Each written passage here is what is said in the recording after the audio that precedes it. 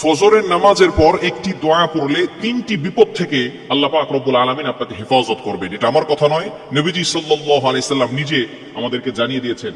এটা আবু দাউদ শরীফের 1546 নম্বর হাদিসের ভিতর রয়েছে। হযরত আবু হুরায়রা রাদিয়াল্লাহু আনহু থেকে চমৎকার এই হাদিসটি রয়েছে।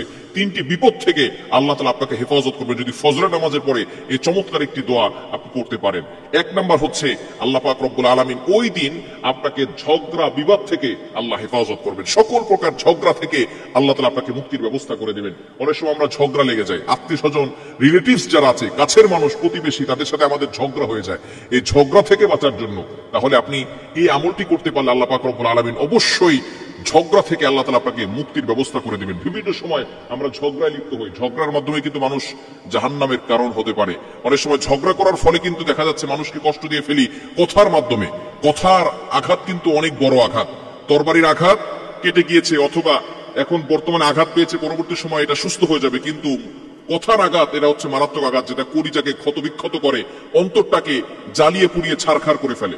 এজন্য অবশ্যই আমরা এই বিষয়গুলো খেয়াল করব যাতে করে এই ঝগড়া বিপদ থেকে আমরা বাঁচতে পারি। দ্বিতীয় নাম্বার হচ্ছে মুনাফিকি। মুনাফিক হচ্ছে ইন্নাল মুনাফিকিনা ফি দারকিল আসফালি মিনান নার।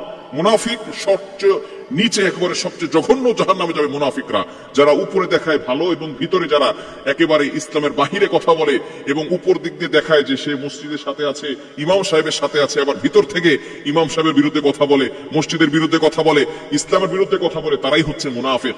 অর্থাৎ উপরে এক, ভিতরে আর এক, এটাই হচ্ছে মুনাফিক। এই মুনাফিকি থেকে আল্লাহ পাক রব্বুল আলামিন তাকে হেফাজত করবেন। এবং 3 নাম্বার হচ্ছে খারাপ চরিত্র থেকে আল্লাহ পাক রব্বুল আলামিন আপনাকে হেফাজত করবেন।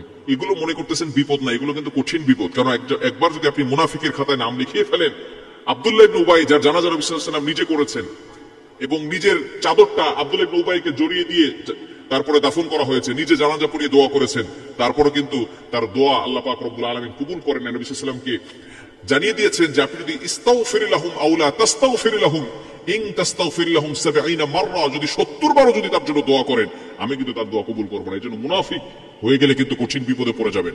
তাহলে আপনি কি দোয়াটা করবেন? হযরত আবু হুরায়রা রাদিয়াল্লাহু আনহু চমৎকার একটি দোয়া শিক্ষা দিয়েছেন, আল্লাহ রাসূল সাল্লাল্লাহু আলাইহি ওয়াসাল্লাম জানিয়ে দিয়েছেন, হযরত আবু হুরায়রা রাদিয়াল্লাহু আনহু বর্ণনা করেছেন। ফজর নামাজের পরে পড়বেন আল্লাহুম্মা ইন্নী আউযু বিকা মিনাশ শিকাকি ওয়ান নিফাকি ওয়া সুইল আখলাক। খুবই চমৎকার একটি দোয়া না? আল্লাহুম্মা ইন্নী আউযু বিকা মিনাশ শিকাকি, আয় আল্লাহ আমি আপনার কাছে আশ্রয় চাই সকল প্রকার ঝগড়া বিবাদ থেকে, ওয়ান নিফাকি আল্লাহ মুনাফিক থেকে, মুনাফিক হওয়া থেকে আমি আপনার কাছে আশ্রয় প্রার্থনা করছি। এরপরে আপনি আল্লাহর কাছে জানাচ্ছেন ওয়া সুইল আখলাক, আল্লাহ আমাকে খারাপ চরিত্র থেকে হেফাজত করো। মনে রাখবেন চরিত্র হচ্ছে খুব দামি জিনিস। নবীজি সাল্লাল্লাহু আলাইহি ওয়াসাল্লাম 23 বছর নবুয়তের কাজ করেছেন, 23 বছর মাত্র, তবে 40 বছর ধরে তিনি চরিত্রের পরীক্ষা দিয়েছেন। 40 বছর তিনি চরিত্রের পরীক্ষা দিয়েছেন।